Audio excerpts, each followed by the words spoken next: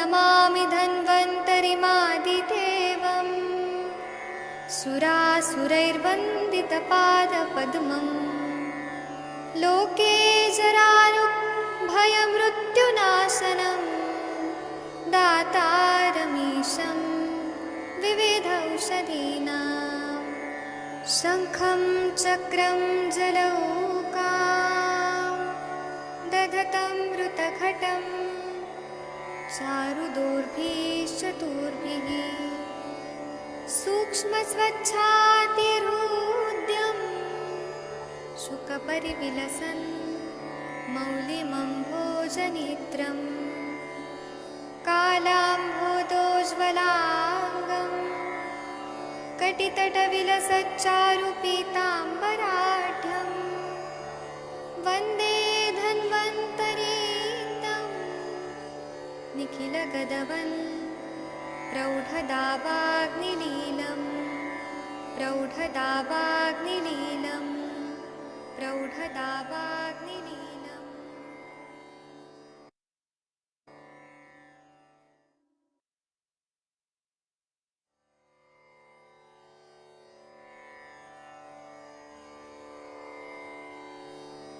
ॐ नमामि धन्वन्तरिमादिदेवम् सुरासुरैर्वन्दितपादपद्मम् लोके जरारुभयमृत्युनाशनं दातारमीशं विविधौषधीनां शङ्खं चक्रं जलौकां दधतं मृतघटं चारुदोर्भिश्चतुर्भिः सूक्ष्मस्वच्छातिहृद्यं शुकपरिविलसन् मौलिमम्भोजनेत्रम् कालाम्भोदोज्ज्वलाङ्गं कटितटविलसच्चारुपीताम्बराढ्यं वन्दे धन्वन्तरीतं निखिलगदवन् प्रौढदावाग्निलीलं प्रौढदावाग्निलीलं प्रौढदावाग्निलीलम्।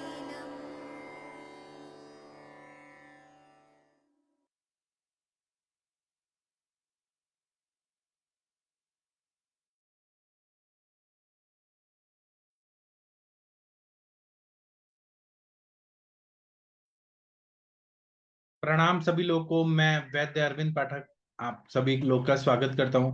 हम लोग बाल रोग और आयुर्वेद की चिकित्सा यह टॉपिक पे पढ़ाई कर रहे थे कल, और बहुत ही इंटरेस्टिंग आज होने वाला है जो आप लोगों को कुछ ना कुछ नया चीज सिखाएगा। मैं सभी को प्रणाम करके बाल रोग के बारे में हम लोग अभी चर्चा करेंगे।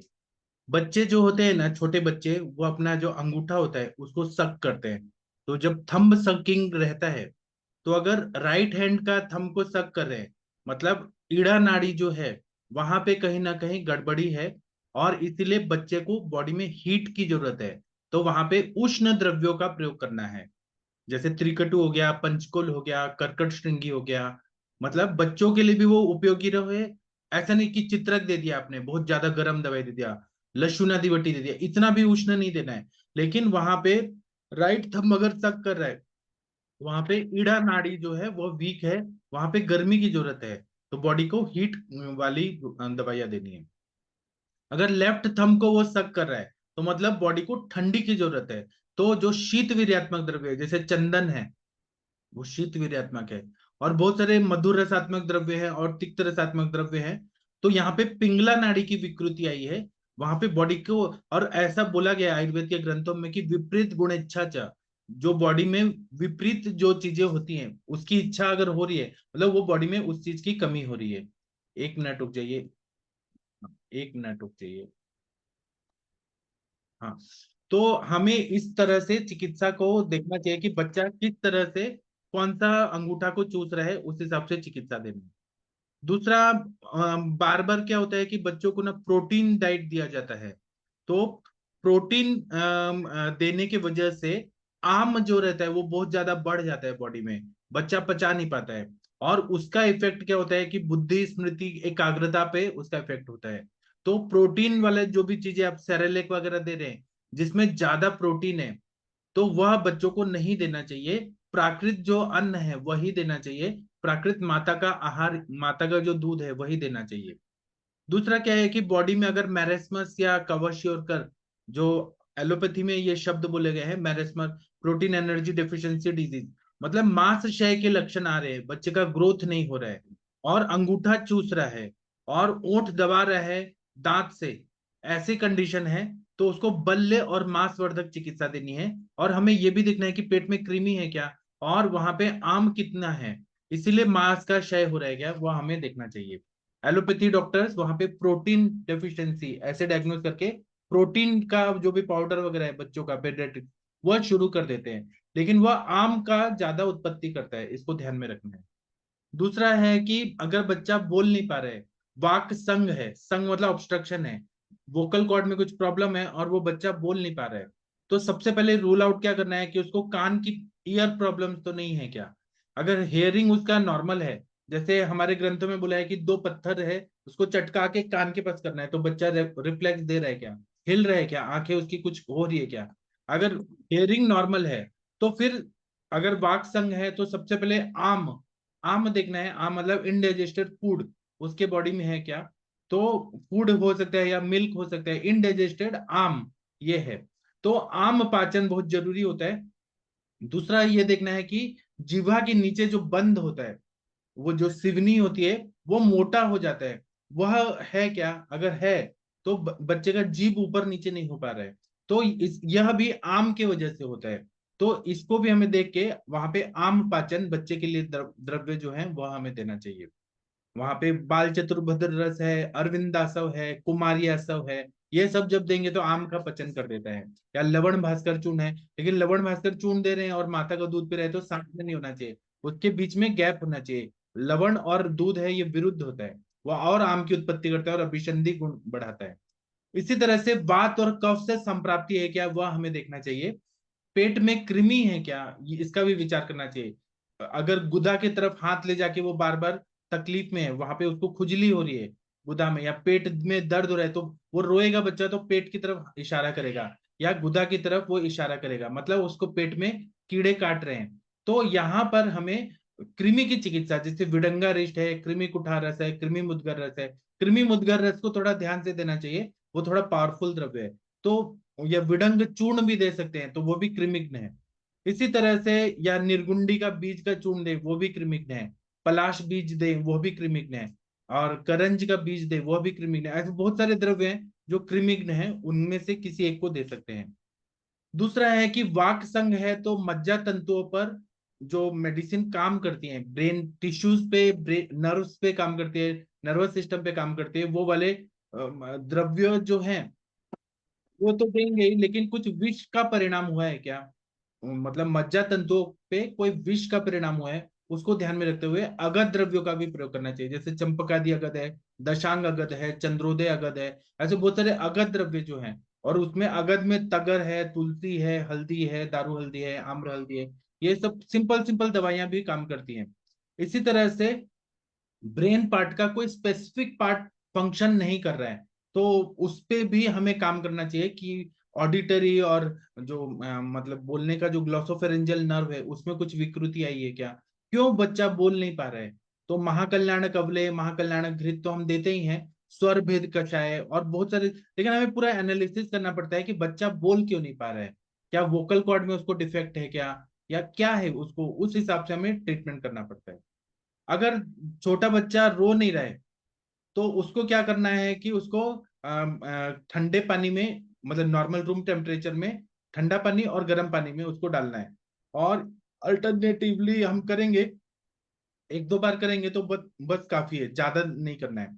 और कफ अगर अटका हुआ है गले में, तो उसको सक्शन मशीन से आजकल सक्शन कर लेते हैं, लेकिन अगस्ती पत्र का क्वाथ बना के अगर उसको अबरक भस्म के साथ मिक्स करके और मुंह में ऐसे डाल के केवल ऐसे घुमा देना है, इससे तुरंत कफ न पतला होके निकल जाता है।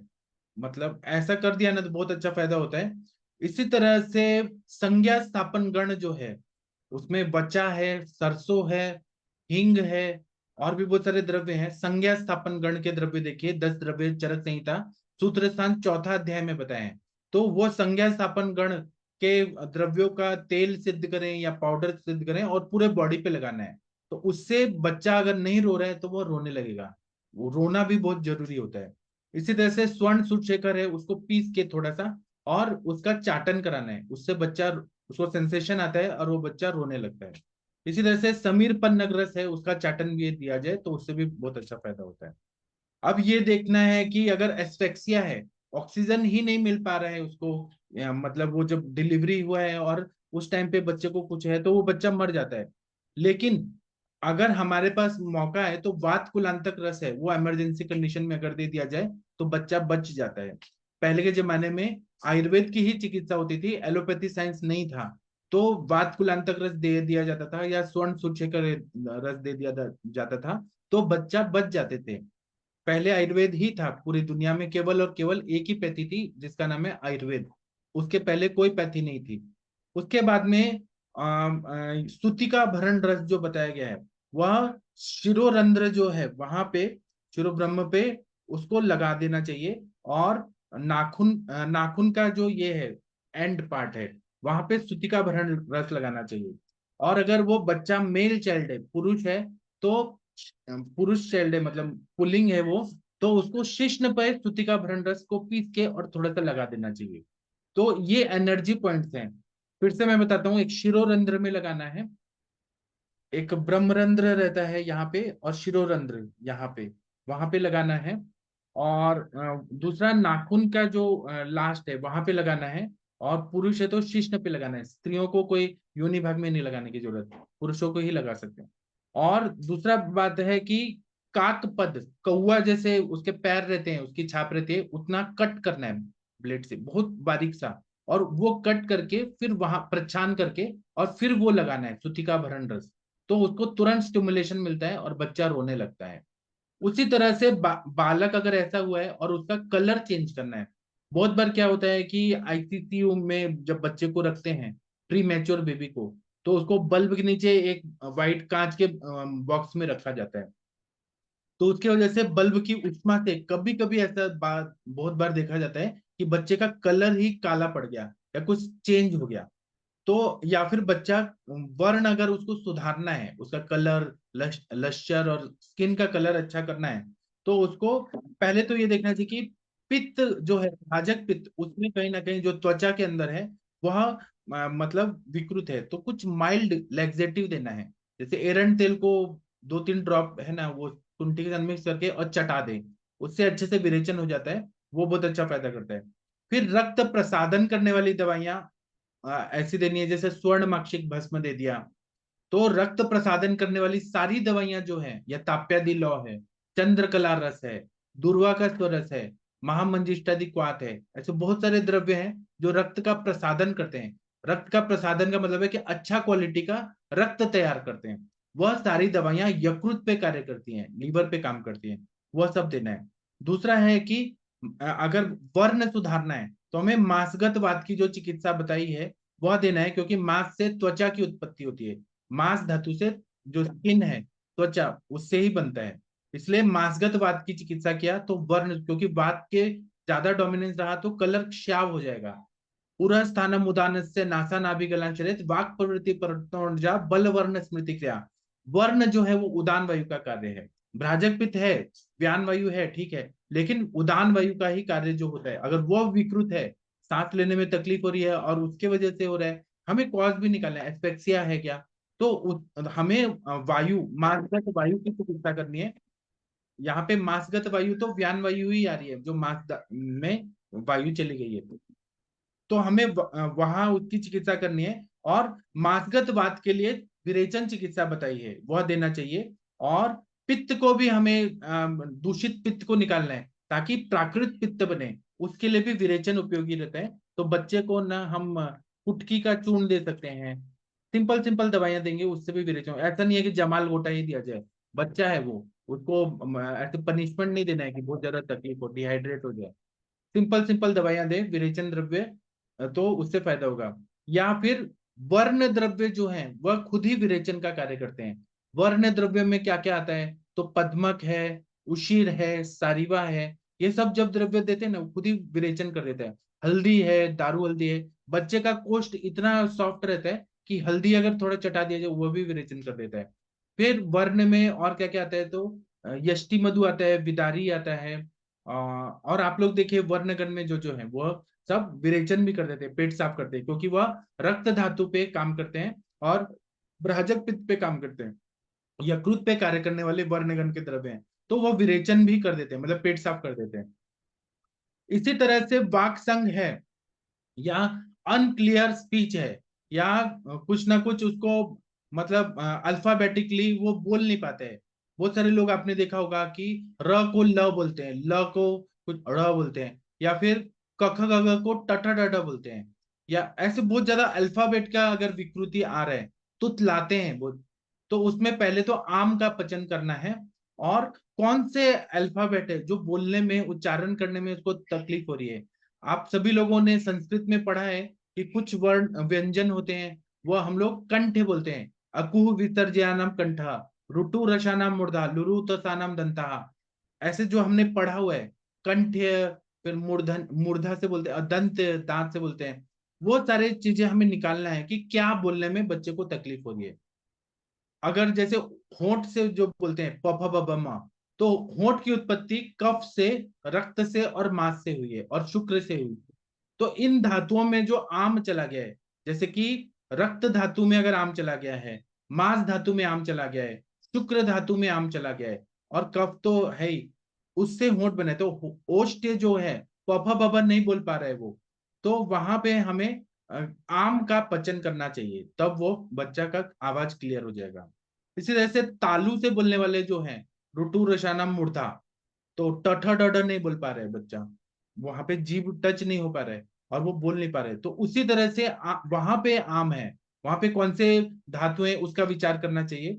उसी तरह से गायत्री मंत्र जब बच्चा बोलते हैं, आप लोग जो ये है रितेश देशमुख के बच्चे को आपने रील्स में देखा होगा, इंस्टाग्राम में, जेनिलिया और रितेश देशमुख, उनके बच्चे, दोनों बच्चे जो है ना वो कितना अच्छा शुद्ध गायत्री मंत्र का उच्चारण करते हैं। तो गायत्री मंत्र जो है ओम भूर्भुवः स्वः, वो इस तरह से रचना की गई है कि वह अपने एक एक ब्रेन के एक एक सेंटर को, ब्रोकाज एरिया है, या फिर जो भी एक एक सेंटर जो है, ऑडिटरी नर्व, ऑडिटरी सेंटर है, स्पीच सेंटर है, फिर ऑप्टिक सेंटर है, एक एक सेंटर को स्टिमुलेट करता है। बुद्धि, स्मृति, एकाग्रता संबंधित सभी विकारों में गायत्री मंत्र बहुत ही उपयोगी रहता है। आप शशि मैडम, आप गायत्री मंत्र बोल सकती हैं? शशि मैडम, एक बार गायत्री मंत्र बोलिए, देखिए शाम का टाइम है। जी सर, नमस्ते सर। जी सर।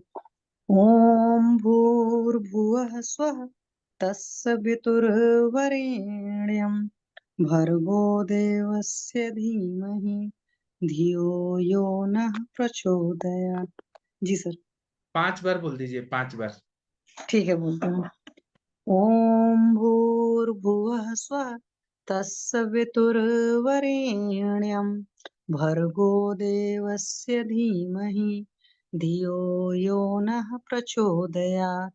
ओम भूर्भुवः स्वः तत्सवितुर्वरेण्यं भर्गो देवस्य धीमहि धियो यो नः प्रचोदयात्। ओम भूर्भुवः स्वः तत्सवितुर्वरेण्यं भर्गो देवस्य धीमहि धियो यो नः प्रचोदयात्। ओम भूर्भुवः स्वः तत्सवितुर्वरेण्यं भर्गो देवस्य धीमहि धियो यो नः प्रचोदयात्। जी सर, थैंक यू सर। ठीक है, हाँ बहुत जी सर। अच्छा बोला आपने। तो ये जो है ना, आपको विनीता मैडम का भी याद होगा, विनीता मैडम कैसे बोलती हैं, या लता मंगेशकर का आपने ये सुना होगा, कितना शुद्ध उच्चारण रहता है। आपने भी, हाँ, विनीता मैम की तो आवाज बहुत अच्छी है। हाँ, आपने भी बहुत अच्छा बोला। तो ये जो है ना गायत्री मंत्र, इस तरह से संरचना की गई है अपने ऋषि मुनियों ने कि उससे बुद्धि, स्मृति, एकाग्रता संबंधित जो भी विकार है वह सब ठीक हो जाता है। इसी तरह से जो ऐसे गाल होता है ना उसके अंदर में या वो अपर जो मोलर होता है या लोअर मोलर होता है, उधर वो सागर गोटा जो रहता है उसका बीज रख के और बच्चे को बोलना है कि बोलो, चिल्लाओ, ऐसे जोर से बोलो, तो जो वोकल कॉर्ड है ना वो खुल जाता है। मैं इसका प्रैक्टिकल आप लोगों को कभी दिखाऊंगा, मैं क्या बोलना चाहता हूँ आपको समझ आएगा। इसी तरह से कल्याणक अवलेह जो रहता है, जीभ पे ऐसे लगा देना है पूरा और उसको वैसे ही रहने देना है। इससे फिर क्या होता है कि वो टेस्ट बर्ड से एब्जॉर्ब होता है और वो अपना कंठ को ठीक कर देता है। बचा तेल जो है, शुद्ध 101 आवृत्ति का जो बचा तेल है उसका नस्य देने से वाक संग जो है वो पूरी तरह से क्लियर हो जाता है। ऐसा काश्यप संहिता में भी बोला गया है।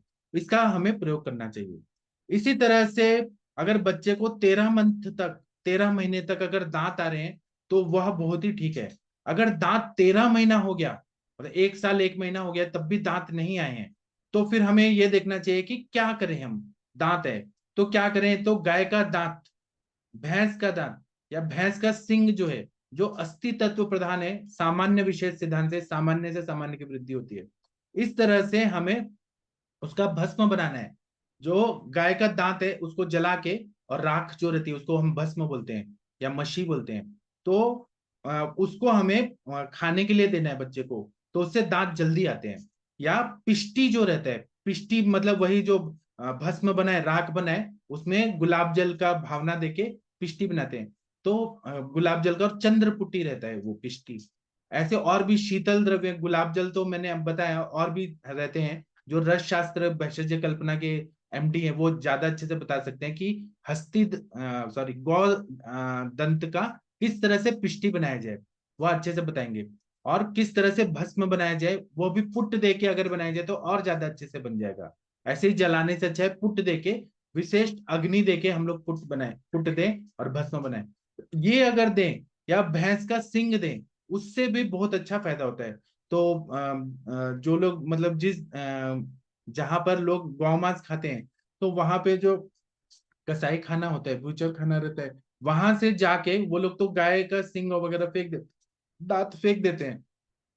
उनका हम लोग मेडिसिन के रूप में प्रयोग कर सकते हैं। ऐसे गाय मारना नहीं चाहिए, लेकिन जैसे नॉर्थ ईस्ट में खाया जाता है, वहां लीगली अलाउड है, बांग्लादेश में खाया जाता है, वहां से हम गाय का दांत और गाय का सिंग, इसका हम कलेक्शन कर सकते हैं चिकित्सा के पर्पज से। हम किसी को मार के तो ना कर रहे हैं। तो उसका उसको लेके और बच्चों को अगर हम ये चाटन के रूप में दें, तो बच्चों का दांत जल्दी जल्दी आने लगता है। सामान्य विशेष सिद्धांत के हिसाब से सामान्य से सामान्य की वृद्धि होती है। इसी तरह से चरक संहिता में पीतक चूर्ण और कालक चूर्ण बताया है दंत रोगों के लिए। उसको मसूड़े पे रोज लगाना है, तो उससे भी फायदा होता है। एक उपकुश चिकित्सा बताई है सुश्रुत संहिता में, उसमें एक चूर्ण है, वह तीक्ष्ण होता है। उसको पहले माइल्ड बनाना है, त्रिफला वगैरह डाल के माइल्ड बना के, और उसमें करचूर का चूर्ण है या डीके माली करके एक चूर्ण आता है, उसका प्रयोग करके मिक्स करके और वह बच्चों को खिलाएं, तो उससे दांत बहुत अच्छे आते हैं। इसी तरह से संज्ञा स्थापन गण के जो मेडिसिन है उसको इंटरनली देना है, और दांत में प्रतिसारण करना है, मसूड़ों में प्रतिसारण करना है, और दूध की बस्ती देना है। केवल दूध का थोड़ा सा 50 ml या 10 ml 25 ml इतना भी बस्ती दे दिया, क्षीर बस्ती, केवल प्लेन दूध की बस्ती दे दिया, तो इससे बहुत ही अच्छा फायदा होता है। संज्ञा स्थापन गण जो है वो ब्रेन को स्टिमुलेट करता है, और नेचुरल जो प्रोसेस है वो होने लगता है और दांत आने लगते हैं। कुछ लोग जो रहते हैं उनको बचपन से ही दांत रहते हैं, तो वो कुछ अलग ही रहते हैं। जैसे तुलसीदास जी के बारे में आप लोगों ने पढ़ा होगा, जिन्होंने रामचरितमानस लिखा है, तो उनके बारे में ऐसी कहानी लिखी गई है कि जब वो मूल नक्षत्र में हुए थे और उनके माता पिता का देहांत हो गया जन्म लेते ही, और मतलब इतने अपशकुनी थे, मतलब अपशकुन हुआ था, और उनके 32 दांत, 32 के 32 दांत थे।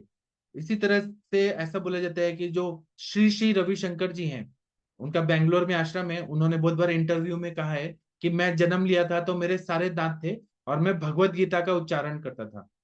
मतलब ये लोग कुछ अलग लोग रहते हैं दुनिया में। श्री श्री रविशंकर जी का आप इंटरव्यू देखिएगा, तो ये भी हमें देखना चाहिए कि क्यों उनमें कुछ अलग चीज क्यों भगवान ने दिया है। इसी तरह से बालक के जो दांत आने में हमें क्या विचार करना चाहिए। दांत दो तरह के होते हैं, इसलिए उसको द्विज बोलते हैं। एक होते हैं दूध के दांत, एक होते हैं स्थायी दांत, परमानेंट दांत।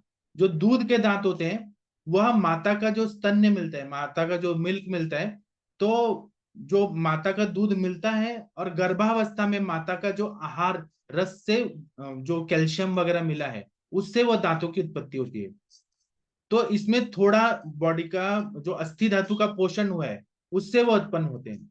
और ये दूध के दांत होते हैं वो किसी को 5-6 साल में चले जाते हैं, मतलब 8 से 10 साल के पहले ही वो टूट फूट जाते हैं, नए नए आने लगते हैं दूध के दांत। स्थायी दांत जो रहते हैं, सारे दांत नहीं टूटते हैं, आगे के 4 और पीछे के 4, नीचे के 4। शशि मैडम आपको याद है आपके दांत कब टूटे थे? दूध के दांत कब टूटे थे शशि मैडम, आपको याद है बचपन का? कंचन मैडम आपको याद है? वीना मैडम याद है आपको दांत कब टूटे थे? आप सोच के बताइएगा। ठीक है, तो हमें स्थायी दांत जो आते हैं, जो परमानेंट टीथ आते हैं, तो उसमें रस धातु का विचार करना चाहिए, अस्थि धातु का विचार करना चाहिए। तो अगर दांत मजबूत करने हैं तो हमें रस पाचक और अस्थि मज्जा पाचक इनका प्रयोग करना चाहिए, यकृत का विचार करना चाहिए और ग्रहणी का विचार करना चाहिए। तो रस धातु से अगर संबंधित है, परमानेंट दांत आने लाना है हमें, तो आमाशय से संबंध होना चाहिए, तो उसमें रस पाचक का प्रयोग करना है। पटोल, इंद्रव, कुटकी, ये 3 वनस्पतियां जो है रस पाचक हैं। यकृत का अगर विचार करना है तो यकृत से उत्पन्न जो रक्त है उस और उसके किट्ट से आंत्र की उत्पत्ति हो रही है। आंत्र की उत्पत्ति हो रही है तो यह पुरुष धरा कला सैव अस्थि धरा कला। तो हमें अस्थि की उत्पत्ति हो रही है, तो अस्थि का मल क्या है? तो नख और केश है और दांत है। तो इस तरह से हमें यकृत पे कार्य करेंगे। तो यकृत के से उत्पन्न जो रक्त का किट है, यकृत से रक्त धातु उत्पन्न हो रहा है और उससे जो किट उत्पन्न हो रहा है, रक्त के किट से आंत्र बन रहा है, इंटेस्टाइन बन रहा है। और इंटेस्टाइन ही पुरुष धरा कला है, पुरुष धरा कला ही अस्थि धरा कला है। इस तरह से विचार करके हमें यकृत पे कार्य करने वाली दवाइयां देनी, जैसे कुमारी आसव है, रक्त पाचक है, कुटकी है और नीम है। यकृत पे कार्य करने वाले आमलकी है, और आप लोग बताइए पुनर्नवा है, यकृत पे कार्य करती है।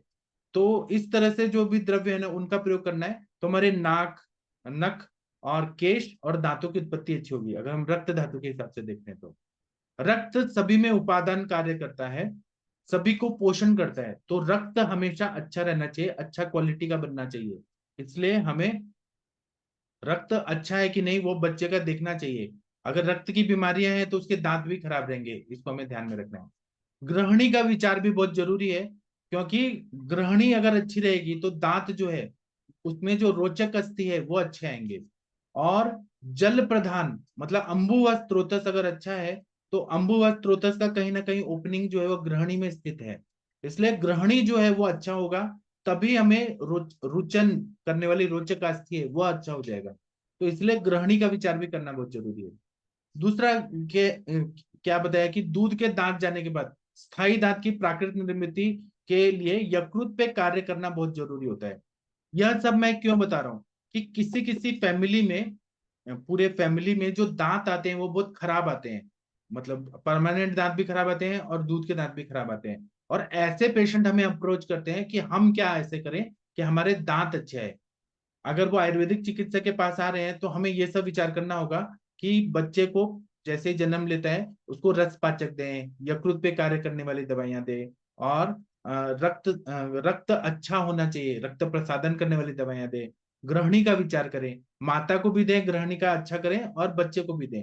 इस तरह से जब करेंगे तो दांत बहुत ही अच्छे आएंगे और यह परमानेंट इलाज है। एलोपैथी में दांत खराब आए तो कुछ नहीं कर सकते हैं, वो लोग दांत को रिप्लेस करेंगे या क्लीनिंग करेंगे बस, लेकिन वो उत्पन्न कैसा अच्छा हो इस पे उनका साइंस कुछ नहीं बताएगा। वो कैल्शियम की गोली देंगे, लेकिन हमारा जो विचार है वह धातु के हिसाब से है और अग्नि के हिसाब से है, तो बहुत ज्यादा मतलब परफेक्टली काम करता है। ठीक है। या किसी किसी के घर में दांत पीले पीले आते हैं, पूरा पीला पीला दांत आता है, उनमें भी दांतों की उत्पत्ति, अगर कोई कपल ऐसे चाहते हैं कि हमारे बच्चे के दांत बहुत अच्छे आए, सुदृढ़ आए, तो उसमें इस तरह का विचार हम लोग कर सकते हैं। चलिए आप लोग अब कुछ बोलिए, मुझे थोड़ा ब्रेक चाहिए। कंचन मैडम आप कुछ बोलना चाहेंगी इस टॉपिक से रिलेटेड? प्रणाम सर, बहुत अच्छा चल रहा था। मैं इस पे एक ही बोलना चाहूंगी, जैसे कि हमें बच्चों में ज्वर को भी बहुत अच्छे से देखना पड़ता है, क्योंकि बच्चे छोटे होते हैं बहुत, 1 साल का है या फिर उससे भी बहुत छोटा है तो वो बता नहीं पाता है कि मुझे क्या हो रहा है। या 2 साल के भी है तो बच्चे बता नहीं पाते हैं कि उनको क्या हो रहा है एक्चुअली। और घर में मतलब जो गांव साइड के लोग रहते हैं ना, उनके घर पे थर्मामीटर भी नहीं रहता है। वो बस खाली माथा गर्म है या हाथ तो हथेलियां गर्म है तो डॉक्टर के पास उनको लेके जाते हैं। और उसमें भी फिर वो जो भी मेडिसिन खिलाते हैं, वो मेडिसिन खिलाने के बाद भी वो फीवर कम हो रहा है नहीं हो रहा है उनको इतना समझ में नहीं आता है। हाँ, थोड़ा ठंडा लग गया बॉडी। तो इस केस में क्या होता है ना कि कभी कभी फीवर कम नहीं हो रहा होता है और कभी कभी बहुत ज्यादा बढ़ने की वजह से बच्चे को फिट्स आना स्टार्ट हो जाता है। तो यहाँ पे ज्वर का बहुत इम्पोर्टेंस है बच्चों में कि हाँ, क्योंकि बड़े लोग कैसे ना उनको क्या हो रहा है वो बता पाते हैं, पर बच्चों में नहीं होता। और बच्चों में ये भी बहुत इंपॉर्टेंट बात है कि वो रोज पॉटी कर रहे हैं, यूरिन पास आउट कर रहे हैं या नहीं कर रहे हैं। ये सब अच्छे से देखना चाहिए मदर ने। नहीं तो फिर क्या होता है ना, बच्चा पॉटी जाता है वापस आता है, उसे पॉटी की नहीं की उसकी मदर को कुछ पता नहीं होता है। मेरे पास तो ऐसे कितने सारे बच्चे हैं। अभी एक बच्चा चल रहा है तो उसको वो इतना मतलब उसको यूरिन आती है ना, तब वो बिल्कुल ऐसे इतना चिल्लाता है। तो उसकी ग्रैंड माँ उसको लेके आई और फिर मैंने पूरी हिस्ट्री ली तो उसकी कृमि की हिस्ट्री लग रही थी। और उसको कृमि की चिकित्सा करने पे अभी वो यूरिन भी अच्छे से पास कर रहा है और पॉटी भी अच्छे से पास कर रहा है। उसको बिल्कुल ऐसे म्यूकस टाइप स्टूल आती थी पूरा, मतलब वो बोलती थी कि मैं स्टूल, तो मैंने उनको स्टूल चेक करने लगाया कि स्टूल वो जा रहा है, वो कर रहा है नहीं कर रहा है। वो सबसे पहले देखो कैसा स्टूल पास आउट कर रहा है, वो भी देखो हार्ड हो रहा है क्या। बहुत बार बच्चे बहुत फोर्सफुली फोर्स लगा देते हैं और बहुत बार वहां पे फिशर्स भी डेवलप हो जाते हैं। तो उनको पता नहीं होता है ये सब चीजें बस और पानी का इंटेक भी उनको पता नहीं होता है कि कितना लेना चाहिए। क्या मतलब कुछ कुछ बच्चे होते हैं कि उनको प्यास लगती है, खेलते कूदते रहते हैं, वो पानी पीते रहते हैं, पर उनको पता नहीं रहता है कि कितना पीना चाहिए। क्या मदर ने थोड़ा सा यहाँ पे भी ध्यान रखना चाहिए कि वो पानी पी रहा है नहीं पी रहा है। धूप में खेल रहा है तो उसको पानी की नीड है। अगर बैठ रहा है तो ठीक है कि वो घर में ही है, पर उनको पानी पिलाना चाहिए। थोड़ा सा सेमी सॉलिड भी खाना होना चाहिए, लिक्विड भी खाना होना चाहिए। पर उनको मतलब जैसे आजकल ना पैकेट फूड का इतना मतलब प्रचलन है कि वो पैकेट फूड खा, एक चिप्स का पैकेट खाया, एक चॉकलेट खाया और फिर सो गया। क्या किया, तो बस उतना खाया और सो गया, उसका पेट भर गया। उसको खाने ही क्यों दे रहे हो मतलब। मुझे तो वो छोटी बच्ची जो मैंने उसके बारे में आपसे बात की थी, वो 10 दिन एडमिट थी। अभी 2 दिन से उसको डिस्चार्ज आया। उसके पापा का अभी दोपहर में फोन आया कि मैम उसको फिर से लाना है। तो मुझे वो उसकी पूरी हिस्ट्री में सर वो 8 दिन मोशन पास आउट नहीं की थी, 2 साल की थी तब।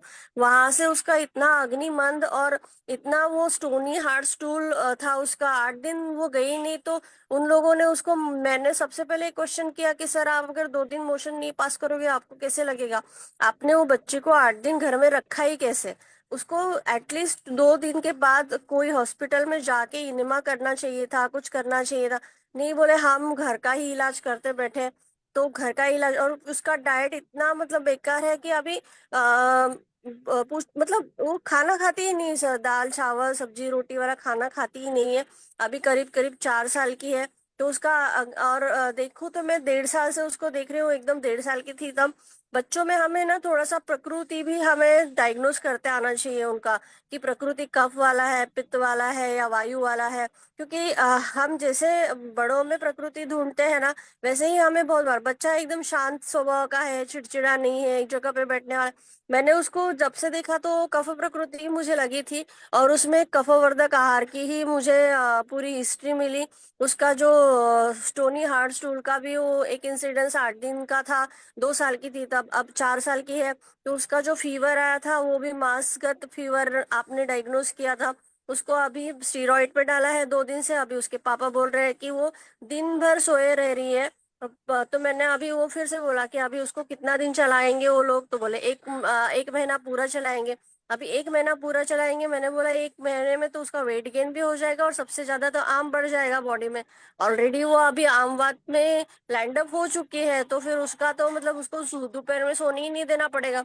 पर अभी वो स्टीरॉयड के साइड इफेक्ट वो उनको सहन है, वो सब चल रहा है उनको कि स्टीरॉयड चालू हो गया, अभी वो एटलीस्ट पेन नहीं बोल रही है, फीवर नहीं आ रहा है, बस सोए रह रही है।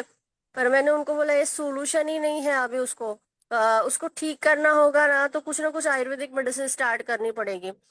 मतलब हमें ना बच्चों के सभी चीजों पे ध्यान देना पड़ता है, क्योंकि वो बोल नहीं पाते हैं, मतलब वो बता नहीं पाते हैं उनको क्या हो रहा है। उनको जब जैसे जैसे बड़े होते रहते हैं, हम भी वही एज से गए हैं, तो हमें भी पता है। मुझे आपने जैसे अभी क्वेश्चन किया था कि आपके दांत कब गिरे, तो मुझे सोचना पड़ा कि अभी मैं कौन सा साल बोलूं सर को, क्योंकि मुझे वो मेरे मेमोरी में ही नहीं है। अगर मैं आस्था का सोचो तो मुझे याद आ गया, फिर आस्था का 7-8 साल की थी तब एक दांत गिरा था, फिर दूसरा आया, फिर दूसरा गिरा, ऐसे मतलब नीचे वाला दांत पहले गिरा था। मतलब मुझे रिकॉल करना पड़ा। मतलब बच्चों को सच में एक्चुअली हम जब बच्चे थे तब भी हमारे बैक मेमोरी में इतनी सारी यादें नहीं है। 5 साल की थी तब मैं क्या करती थी, या 10 साल 8 साल की थी। हाँ, थोड़ा सा जैसे थोड़े बड़े होने के बाद 13-14 साल के होने के बाद की थोड़ी मेमोरीज है। पर एग्जैक्टली पूरा मैं नहीं बता पाती हूँ कि मुझे मुझे मेरी स्कूल पता है, मेरे टीचर्स के नाम नहीं याद आ रहे। मतलब ऐसा होता ही है ना। तो हम बच्चों को बिल्कुल एकदम कोई भी बीमारी, मैं तो बोलूंगी छोटा सा कुछ भी हो जाए तो उसको इग्नोर नहीं करना चाहिए। बच्चा गिरता भी है। अभी तो एक बच्चा वो आयुर्वेद से ही पैदा हुआ था, इनफर्टिलिटी केस थी उसको, मेरे पास ही सॉल्व हुई थी वो। और अभी सेकंड प्रेगनेंसी के लिए वो आए, तो वो सेकंड भी नहीं हो रहा है उनको अभी। वो जो बड़ा बच्चा है वो 5 साल का है, वो 10 फीट के ऊपर से गिर गया। तो एलोपैथ ने उसको बोला अभी उसको अगर कोई तकलीफ नहीं है तो कोई एमआरआई सीटी स्कैन नहीं किया जाएगा, आप वेट एंड वॉच करो। एक्चुअली बच्चा आयुर्वेद ही मेडिसिन खाते आया है, मदर के पेट में था तब भी मदर ने भी आयुर्वेदिक की मेडिसिन खाई है। तो मैं ऐसे बोलूंगी कि वो इतना स्ट्रांग बच्चा है कि 10 फीट का होके वहां से गिरने के बाद भी उसको एक खरोच भी नहीं आई। मतलब और इतना एक्टिव है ना वो बच्चा। पर फिर भी मैंने बोला कि नहीं, थोड़ा सा देखते रहना इसको कि कुछ इतना ऊपर से गिरने के बाद भी कुछ उसको कुछ फीट्स आती है या फिर बोलने में कोई दिक्कत होती है तो वो देखना पड़ेगा। मतलब हमें ना बच्चे खेलते हैं नुकीली चीजों से, या ये भी हमें बहुत सारी चीजें देखनी है। नाक में कभी कभी वो मूंगफली का दाना डाल देंगे, कान में मूंगफली का दाना डाल देंगे। इतना ध्यान रखना पड़ता है ना कि बस मतलब बच्चों को एक ट्रॉली में बिठा देते हैं और घूमने लगा देते हैं, तो वहां पे भी उनके पैरों में थोड़ा सा कर्व आना स्टार्ट हो जाता है। और पॉटी करने की आदत नहीं लगाते। हाँ, सुबह का स्कूल है तो वो जाएगा नहीं, स्कूल से आने के बाद जाएगा। और दोपहर का स्कूल है तो 10 बजे तक सुला ही देते हैं, मतलब उनके काम इजी हो जाते हैं ना, वो तकलीफ नहीं दे रहा है, उसको उठाएंगे ही नहीं। मतलब ये आदतों से लेके सब कुछ चीजें हमारी आयुर्वेद के हिसाब से हमें करनी चाहिए, तो हम शायद बच्चों का भविष्य अच्छा कर पाएंगे, हम हमारी जो संतानें हैं उनको अच्छा कर पाएंगे। मतलब उनकी जो नेक्स्ट पीढ़ी आएगी वो भी उनको वो वैसे ही सिखाएंगे ना। अभी खुद ही 10 बजे तक उठ नहीं रहे हैं तो वो उनके बच्चों को क्या सिखाएंगे। जी सर। जी, बहुत अच्छा बताया आपने मैम। शशि मैडम, आप कुछ बोलना चाहेंगी इस टॉपिक पर? शशि मैडम का सुनना है हमें, कुछ बोलना चाहेंगी इस टॉपिक पर? सोच रही हैं। वर्षा मैडम, आप कुछ बोलना चाहेंगी? माधुरी मैडम, जितेंद्र मिश्रा जी कुछ बोलना चाहेंगे? वीना मैडम कुछ बोलना चाहेंगे इस टॉपिक पर? नहीं? तो अब आप लोग मेरा सुनिए। अगर आप लोग नहीं बोलेंगे तो मुझे ही बोलना पड़ेगा। तो हमें ये देखना चाहिए कि बच्चों का मेधा शक्ति कैसे बढ़े। मेधा मतलब उनका दिमाग का जो ताकत है, मेध्य, जो आईक्यू लेवल है और कंसंट्रेशन है, कॉग्निशन है, ये कैसे बढ़े। तो माता का जो आहार है वो सात्विक होना चाहिए। मतलब माता के आहार में ज्यादा गाय का घी, गाय का दूध ज्यादा होना चाहिए, सत्व गुणात्मक चीजें रहेंगी, क्योंकि सत्वम लघु प्रकाशकम ऐसे बोला है। सत्व गुणात्मक आहार खाएंगी तो वो ज्ञानवर्धक, मतलब माता का जो शरीर है वो इस तरह से है कि वो जो स्तन्य आता है, दूध आता है, वह पूरा सात्विक होना चाहिए, तभी बच्चे का अच्छा ग्रोथ होगा। दूसरा क्या है कि मेध्य कार्य करना है, तो माता को भी कृमिघ्न औषधियां देनी चाहिए और बच्चे को भी कृमिघ्न औषधियों को चाटन कराना चाहिए। कृमि तो ज्यादातर बच्चों को रहता ही रहता है आज के जमाने में। उसी तरह से माता को भी 6 मंथ का प्रेगनेंसी जब रहता है, पंचमे मना षष्ठे बुद्धि जब हम बोलते हैं, तो जब प्रेगनेंसी रहती है 6वां महीना, तब सारस्वता रिष्ट और ब्राह्मीवटी का सेवन करा देना चाहिए। उससे कंटिन्यू देना चाहिए सारस्वतारिष्ट और ब्राह्मीवटी। तो बच्चे पे वो तुरंत असर होगा, बच्चे का उत्पत्ति हुआ तब भी वो सारस्वतारिष्ट और ब्राह्मीवटी तो देना ही चाहिए। माता को भी देना चाहिए और बच्चे को भी देना चाहिए। जब ब्रेस्ट फीडिंग कर रहे हैं तो ये देखना चाहिए कि 8 महीने तक उसका जो दांत है वह आ जाना चाहिए। और खाने में बच्चे को गाय का घी और गाय का दूध जब वो ले माता का दूध जैसे थोड़ा थोड़ा कम होने लगे तो गाय का घी उसको जरूर लेना चाहिए। और लेहन संस्कार में बोला ही है कि हमें स्वर्ण प्राशन जब कराते हैं तो उसमें बच्चा है, ब्राह्मी है, गुरुचि सत्व है, ऐसे मेद मंजी शंख पुष्पी है, जटामांसी है, ऐसे जो मेद द्रव्य हैं कम मात्रा में वह हमें गाय के घी के साथ देना चाहिए। तो गाय का घी खाने की आदत बच्चे को डालनी चाहिए। बहुत ज्यादा घी नहीं देना है कि उसका अग्निमंद कर दे। कृमिघ्न औषध जो है वो 1 साल के एज के बाद दें बच्चे को, क्योंकि 1 साल तक वो माता के दूध पे रह रहे हैं तो उसको कृमि नहीं होगा ज्यादातर। हमें स्तन्य दूषित तो माता को चिकित्सा देना है, लेकिन बच्चे को ज्यादातर नहीं होता है क्योंकि वो माता का आहार इतना पवित्र होता है कि कृमि नहीं होता है। लेकिन 1 साल के बाद उसको कृमिघ्न औषधियां दे सकते हैं। दूसरा, स्वर्ण का प्रयोग जो है वो बुद्धि के वर्धन के लिए किया जाता है और इसको हमेशा स्वर्ण को भस्म के रूप में ही प्रयोग करना चाहिए। सिद्ध जल अगर हम दे रहे हैं तो वो इफेक्टिव नहीं होता है बच्चे के लिए। और गर्ल्स को अगर बुद्धि वर्धन करना है तो 18 साल के उम्र तक हमें स्वर्ण भस्म स्वर्ण प्राशन करा सकते हैं।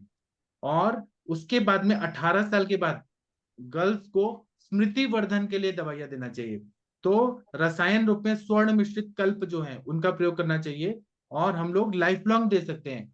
तो जैसे कुमार कल्याण रस है, सिद्ध मकर ध्वज है, अब उनको कितना अफोर्डेबल है उस पर डिपेंड करता है। सिद्ध मकर ध्वज है, स्वर्ण मालिनी वसंत है। स्वर्ण मालिनी वसंत तो सर्व रोगे वसंत है ऐसा बोला है, उसका साइड इफेक्ट भी नहीं होता है। 1 लाख पेशेंट में एक को होगा जिसको जो दर्द होता है उससे साइड इफेक्ट, दर्द नाम का जो हम डालते हैं खनिज डालते हैं स्वर्ण मालिनी वसंत में, खरपर जो बोलते हैं, उसका साइड इफेक्ट हो सकता है। 1 लाख में एक को होता है, बाकी किसी को नहीं होता। और वो भी होता है तो पित्त वाले सिम्टम ही दिखते हैं।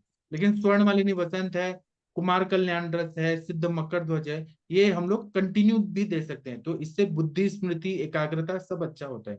जो सेरेब्रल पाल्सी के पेशेंट आते हैं, डाउन सिंड्रोम के आते हैं, एडीएचडी के आते हैं, उसमें अवस्था के हिसाब से हम स्वर्ण कल्पों का प्रयोग करते हैं तो आयुर्वेद ही उनको परमानेंट ठीक कर सकता है। क्योंकि जो स्वर्ण भस्म है वो बुद्धि, स्मृति, मेधा, एकाग्रता इन सबको अच्छा कर देता है। दूसरा क्या है कि पेशेंट को अगर बुद्धि, स्मृति और एकाग्रता को अच्छा करना है तो दिन में 2 बार स्नान करना कंपलसरी है। एक ये तो संस्कार भी है और एक मतलब शुद्धि भी होती है, और दूसरा उससे बुद्धि, स्मृति की एकाग्रता बढ़ती है। तो हर इंसान को जो मनुष्य रूप में जन्म लिया है उसको 2 बार स्नान करना चाहिए, एक बार सुबह एक बार शाम को। आप लोगों ने देखा होगा जो हमारे पूर्वज लोग थे वो लोग सुबह का खाना जब खाते थे तो स्नान करके ही खाते थे, और शाम का भी खाना खाते थे तो स्नान करके, ध्यान धारणा करके, पूजा करके तभी खाना खाते थे। तो वो लोग बहुत इंटेलिजेंट होते थे और दीर्घायु उनका रहता था। और खाना खा के जब सोते थे तो उनको नींद अच्छी आती थी। आजकल क्या है कि नहा के नहीं खाना खाना है, तो उसकी वजह से सब इन्फेक्शन भी जाता है और शरीर में उतना जो सत्व गुण बढ़ना चाहिए, बुद्धि, स्मृति, एकाग्रता, वो सब नहीं रहती है। लोग रात को लेट नाइट तक पढ़ेंगे और फिर सुबह भूल जाते हैं। तो अगर आप चाहते हैं आयुर्वेद के मेथड से तो 2 टाइम स्नान करना बहुत जरूरी है। दूसरा क्या है कि मैथ्स में अगर अभ्यास करना है बच्चे को, मैथ्स अगर वीक है तो अभ्यास बार बार करना है, तो वहां पे कफ रिलेटेड काम करना है। तो कफ के प्राकृत गुण को बढ़ाना है तो कफ काल जब होता है उस टाइम पे अभ्यास करना है। तब वो कब करना है, मैथ्स का अगर करना है तो जैसे कि कफ का काल कब होता है, आप बताइए। सुबह 6 से 10 के बीच में कफ का काल होता है, शाम को भी 6 से 10 के बीच में कफ का काल होता है, 10 से 2 के बीच में 10 AM टू 2 PM तक पित्त का काल होता है, और 2 PM टू 6 PM तक वात का काल होता है।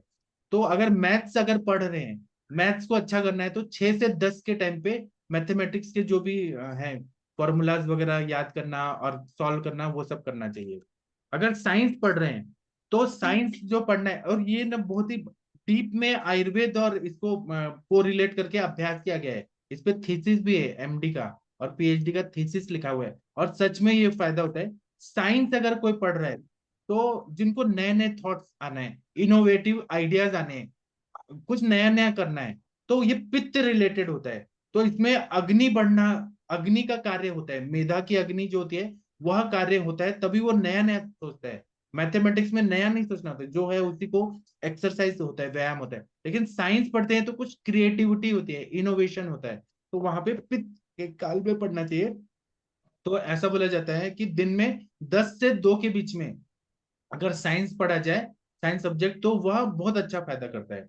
अगर लैंग्वेज पढ़ रहे हैं जहाँ पे शब्द संग्रह करना है, रीडिंग करना है, ग्रामर ये सब पढ़ना है, या लैंग्वेज का गुड लैंग्वेज होना चाहिए, तो वहां पे, और कोई भी लैंग्वेज में जो बोलते हैं कि कंट्रोल है, तो उसमें चिपकना बहुत जरूरी होता है, और स्मृति भी बहुत अच्छा होना चाहिए। धी धृति स्मृति बढ़ाने वाली औषधियां हैं, उनका अगर प्रयोग करें, और लैंग्वेज का कोई पढ़ रहा है, मतलब आर्ट्स वगैरह पढ़ रहा है, तो उसमें धी धृति स्मृति बढ़ाने वाली दवाइयां, जैसे यष्टि मधु घृत है, ब्राह्मी घृत है, फिर शंख पुष्पी का कोई क्वाथ है, या सारस्वता रिष्ट है, ये सब बुद्धि स्मृति एकाग्रता को बढ़ा देता है।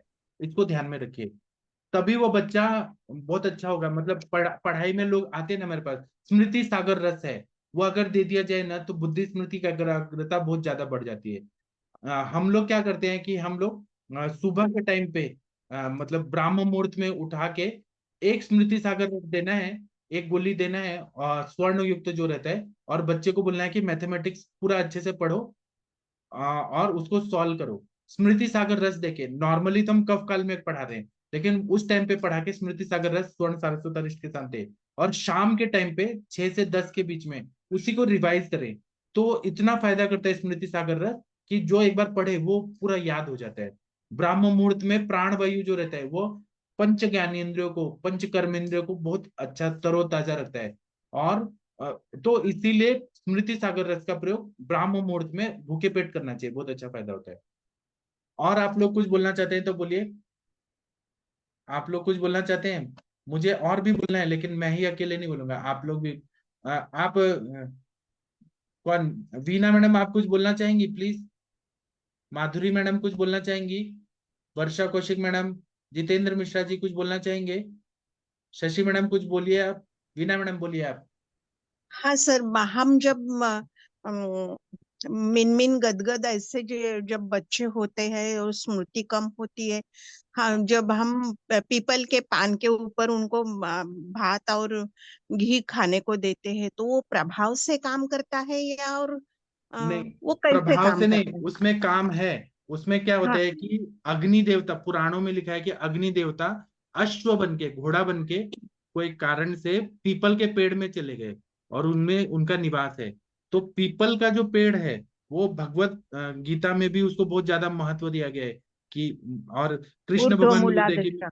हाँ, मैं इसमें पीपल का वृक्ष हूँ। और गौतम बुद्ध को भी बोधिसत्व के पेड़ के नीचे ही ज्ञान प्राप्त हुआ। मतलब हाँ। वो मेधा की अग्नि को प्रदीप्त करने वाला एक वनस्पति है पीपल। तो उसका प्रयोग जो है, और हम लोग पीपल की पूजा भी करते हैं, मतलब उसमें मेधा को बढ़ाने की हर चीज। और पीपल एक ऐसा वृक्ष है जो 24 घंटे ऑक्सीजन देता है। आप केवल पीपल के पेड़ के नीचे बैठिए और आपको इतना फ्रेश लगेगा, क्योंकि वो 24 आवर्स वहां पे शुद्ध ऑक्सीजन मिलता है। और पीपल के पत्तों का आप पत्तल बना के, और उसमें अगर खाएंगे पीपल के, मतलब उसका जो पॉजिटिव वाइब्रेशन है, उससे भी मेधा की अग्नि बढ़ती है। और संडे को खाएंगे तो अग्नि बढ़ जाती है, ऐसा बोला जाता है। वातरक्त की चिकित्सा में भी बोधिसत्व बोला गया है। तो अग्नि यानी पित्त का ही वहीं पे काम होगा ना? हाँ, पित्त मेधा की अग्नि को अग्निवर्धन। प्रदीप्त करता है। हाँ, हाँ, मेधाग्नि प्रदीप्त का। ओके, हाँ, थैंक यू। और पीपल का जो छाल है, वो अगर आप डायबिटिक पेशेंट को देंगे काढ़ा बना के, अगर वुंड हील नहीं हो रहा है, तो ये पीपल का जो छाल है वो जल्दी जल्दी हील कर देता है। इतना कषाय रस होके भी अग्नि को प्रदीप्त करके सब क्लेद को निकाल देता है, इतना बढ़िया है वो पीपल। अच्छा। और हमारे हिंदू धर्म में तो पीपल को तो बहुत पूजा करते हैं।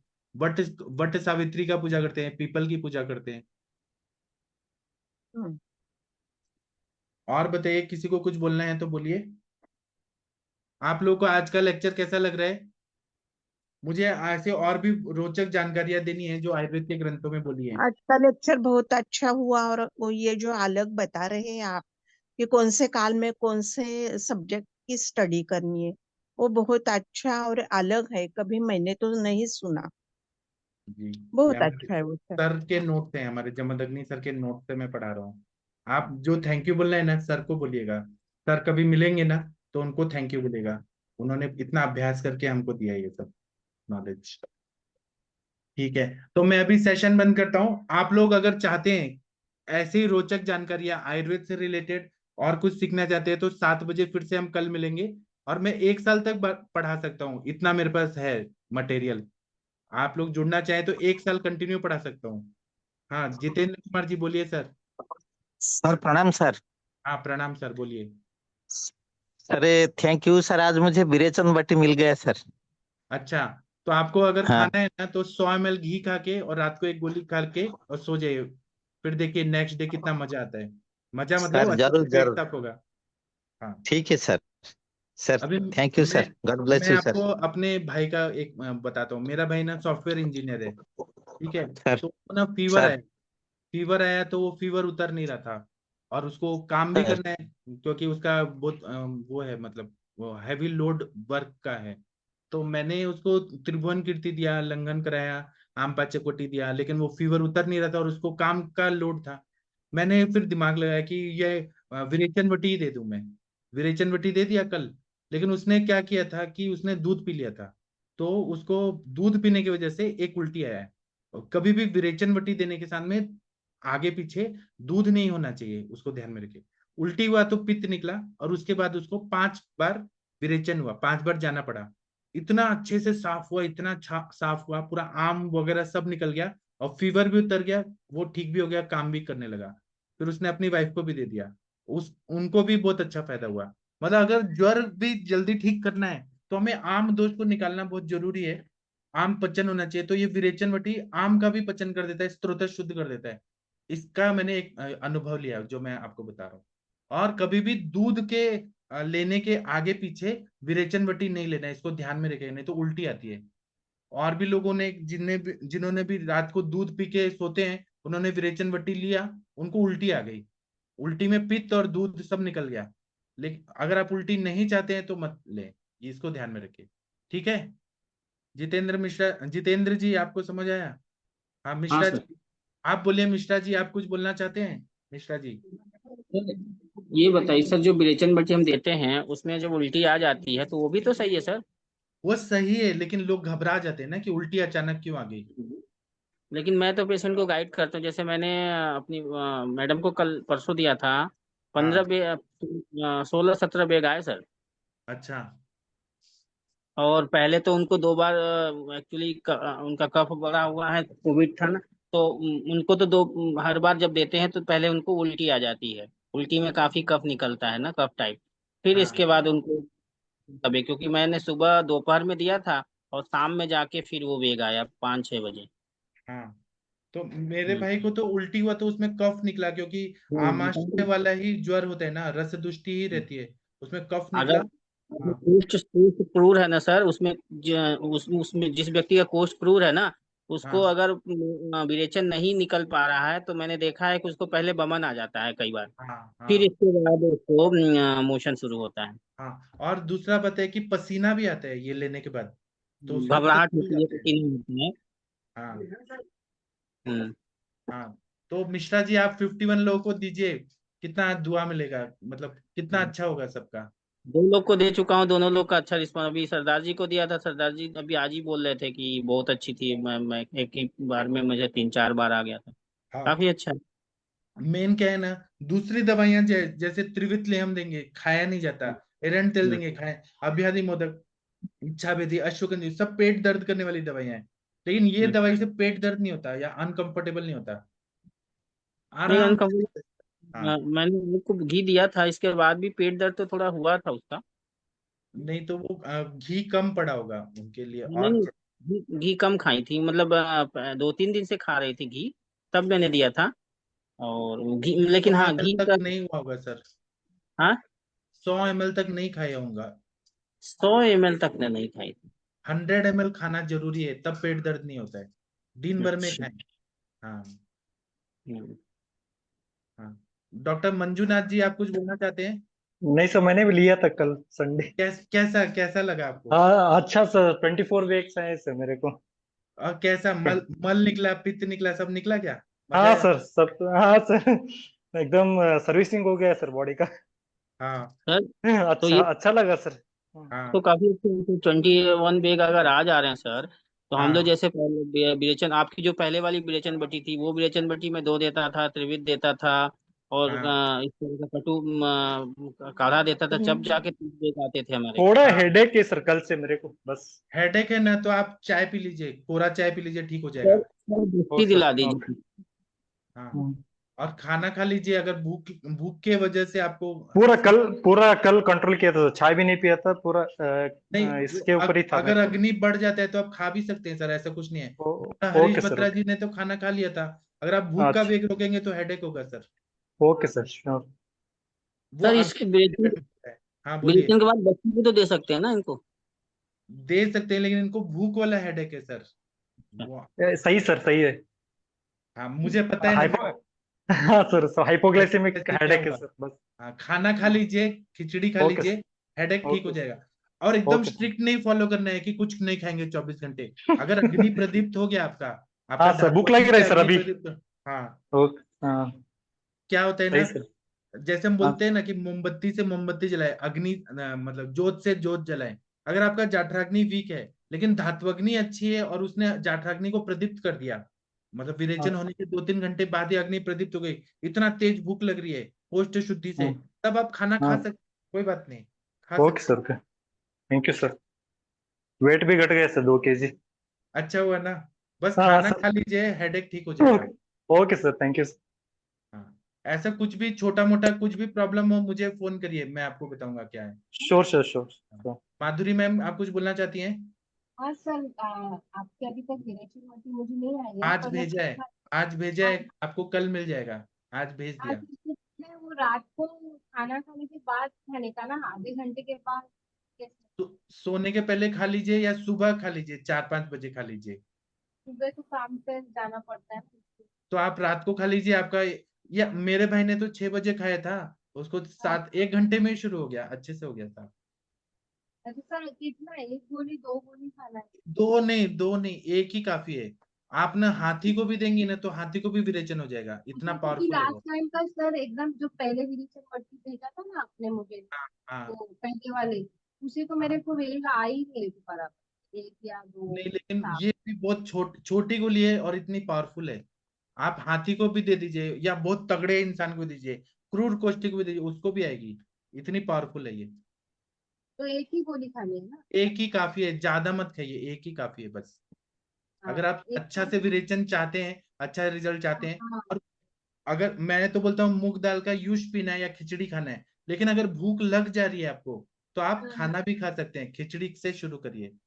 अच्छा, बहुत ज्यादा अपने आप को क्षुधावेग को रोकना नहीं है, ठीक है। हाँ हाँ। हाँ। वर्षा कौशिक मैम, आपने एड्रेस नहीं दिया, मैंने आपको नहीं भेजा। डॉक्टर सतीश जी, आपने भी एड्रेस नहीं दिया, बाकी सबको मैंने भेज दिया ऑलमोस्ट। सूर्य नारायण पटनायक सर, आपने भी एड्रेस नहीं दिया, ठीक है। तो मैं अभी सेशन बंद करता हूँ, हम 9 बजे मिलते हैं फिर। थैंक यू, प्रणाम सभी लोगों को। आप लोग अपना ध्यान रखिए, फिर मिलते हैं, थैंक यू।